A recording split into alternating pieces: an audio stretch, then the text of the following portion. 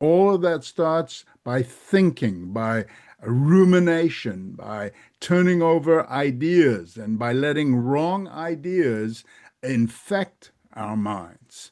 That's where Christians are working. That's where Christians are developing their character, and that's where works start.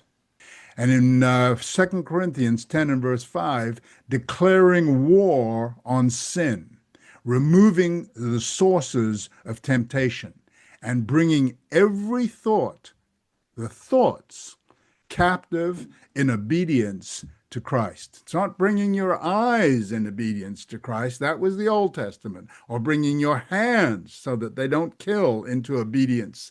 That is the Old Testament. Now we're bringing our thoughts captive into obedience. This is what Christ is talking about in Matthew 5, 6, and 7 here. This is the essence of Christianity, the essence of spirituality that we should be working on.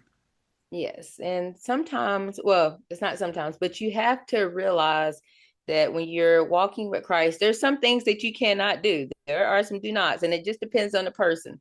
So if you're having issues with thoughts of lust and adultery and looking at things, you might not need to get on the internet and stroll and look at certain things. You might have to block some things. You might have to, sometimes I hear people taking a fast from Instagram because Instagram got a lot of pictures on there. You have to do that sometimes just to get control of your mind and thoughts and get back on the right track. So it's okay to have some do nots that you can't do, but just realize why you can't do those things and make a change. And that helps be led by the Spirit more. Absolutely. So with all this put together, we're looking at that process of being redeemed by faith, coupled with the works of righteousness.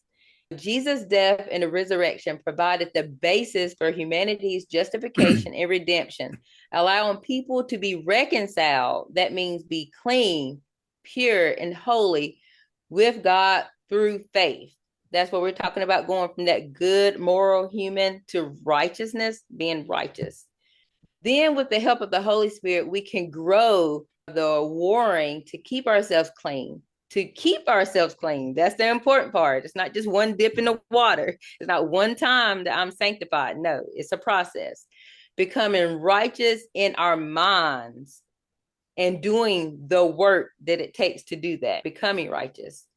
James 2, 17 and 18. Even so, faith, if it has not works, is dead, being done. I will show thee my faith by my works. Okay. So then we're going back and thinking about the 10 Commandments.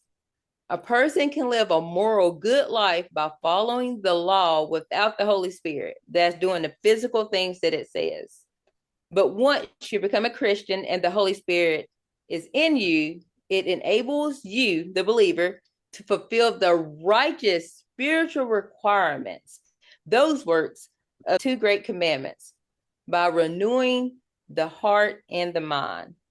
And we're going to look closer at those things that Jesus said about those commandments when we go through Matthew 5 through 7. All right. Yes, this idea of faith and works is a doctrine. Many people look on it simply as a doctrine. Faith without works, and faith and works, faith all works. How do these two things fit together? And it's just a doctrine.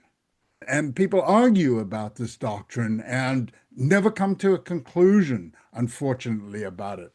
But this is not just doctrine. This is Christian life. And faith and works are two sides of the same coin that have to be very practical in that they become a part of our lives. Uncover the mystery of Adam and Eve's nakedness. Unravel the ambiguous connection between the Hebrew term for naked and the serpent's subtlety. Join us for this free mini-course and gain a profound new perspective on biblical Hebrew.